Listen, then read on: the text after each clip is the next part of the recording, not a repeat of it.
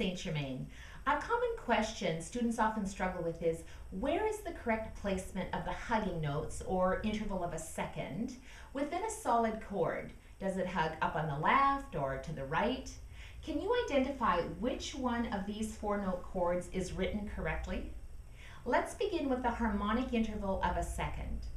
An interval of a second is always written with the lower note on the left, regardless of whether it is a line note moving to a space note or a space note moving to a line note.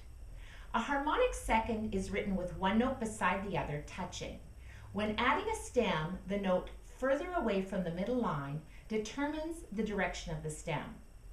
The lower note is always written on the left of the stem and hugs up to the right. So for example, G determines that the stem will go down on the left. And here, C determines that the stem will go up on the right. If the interval of a second is in a triad or a chord, where are the hugging notes written? Listen in as my advanced student, Shannon, and I go over the rules for writing a dominant 7th chord and its inversions with the correct placement of the hugging notes. Okay, Shannon, we're going to write the dominant 7th chord in first inversion. So we've got our dominant 7th of C major in root position. Now when we're writing it in first inversion, we have a couple of rules. The first thing is we're going to say the note furthest away from the middle line, that's going to determine the stem direction. So putting that into first inversion, we're going to move G from the bottom up to the top. So put your G in, and then are we going to put our stem up or stem down? Stem down. Okay, so add your stem down.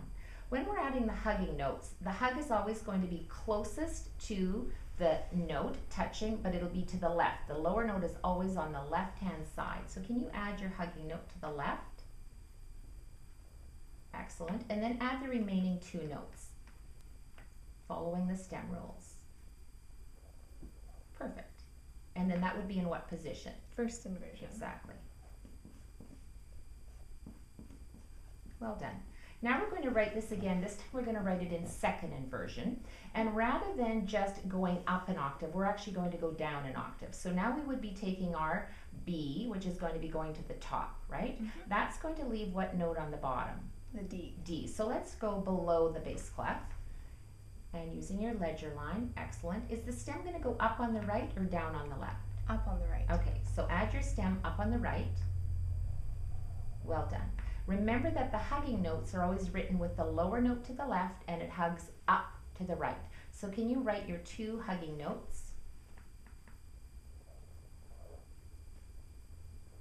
And then add the remaining note. And what position is this one in now? That's in second. Second inversion. Well done.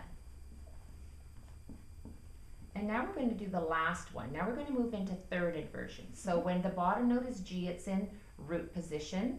B is first inversion, and D is second inversion. And now if we have F on the bottom, it'll be in third inversion. Okay, so let's put F at the bottom. And this time we actually want to go way up to the top. So if we're putting F at the bottom, then what note is going to be at the top is? The D. D. So we're putting that above the bass clef.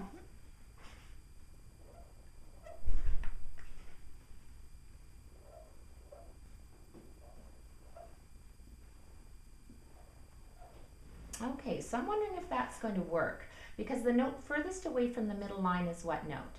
It'll be the D. Okay, so add your stem straight down on the left. What does that tell us? It means that it's not hugging up. Okay, so let's fix that, right? And that's why it's so important to make sure that we're putting our stem in first. So finish your stem down. Well done. Add your hugging notes. Now we know we have to go lower note on the left and then hugging up on the right. Well done. And what position is that one in? That's third inversion. Excellent. Thanks, Shannon. That was great. Thank you.